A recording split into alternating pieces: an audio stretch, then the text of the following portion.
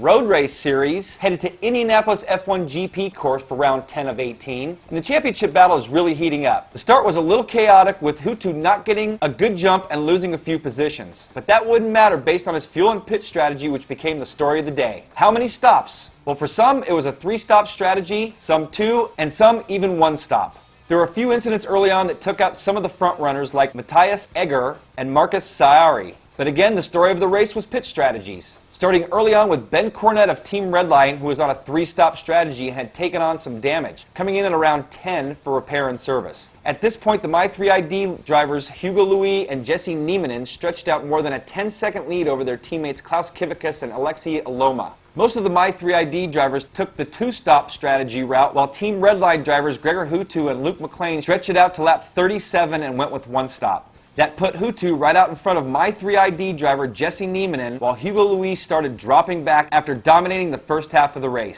Niemanen would shadow Hutu for quite a few laps until the biggest moment of the race occurred. While trying to stay in Hutu's slipstream, Niemanen made a fatal mistake that cost him his position and possibly his win, as well as doused his chances at the title by pushing him all the way back to 28th on the grid 5 laps back. That would leave Hugo Louis in second now, but out of reach of Hutu for the win. The next battle for the final podium spot was a close one, with Team Redline driver Luke McLean battling it out with My3ID driver and points leader Klaus Kivickas.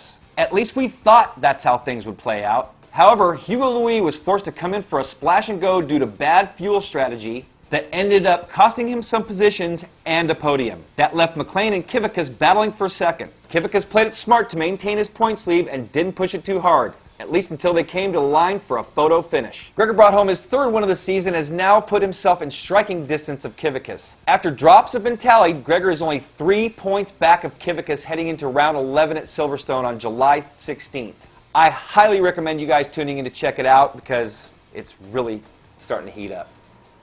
All right, well, since we're still talking about iRacing, fellow iRacer Stefan Turpin has developed a program that allows the Fanatic Club Sport pedals to have the ability to rumble when you lock the brakes in conjunction with iRacing. All you need to do is download the zip file. It's a program that runs in the background and must be up all the time. It will recognize when you join a session and work like a charm. Big thanks to Brandon Wright, who sent us a reminder about this program that was created by Stefan.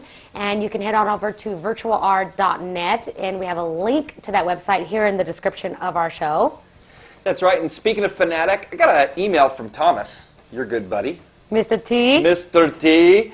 And he sent me an email telling me that the Carrera gear-driven wheel is going to be discontinued, and for a limited time, you can get the Porsche Carrera full package and the Rennsport wheel stand for only $199.95. Head to his blog at 911wheel.com to check that out and take advantage of that offer. Quite a deal. Yeah.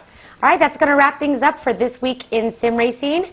Make sure you visit our website, InsideSimRacing.tv, and we have a lot of cool shows coming up very soon. Join the conversation on our forums. We love to hear from you. And I guess it's time for us to go now. I think so. I'm Jessica Lopez. I'm Darren Ganji. Checker flag is out, and so are we.